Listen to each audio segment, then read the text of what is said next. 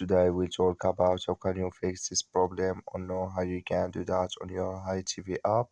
So all you have to do, so you just click here on settings, click on it here. When you just click on settings, it's going to show for you this like this here.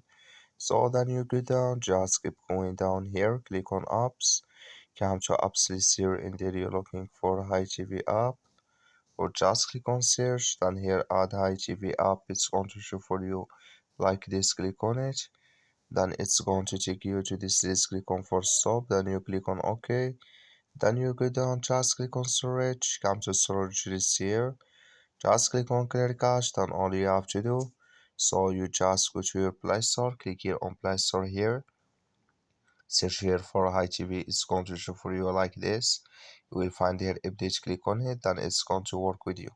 That's all you have to do. Thank you for watching. Don't forget to support us by liking and subscribe.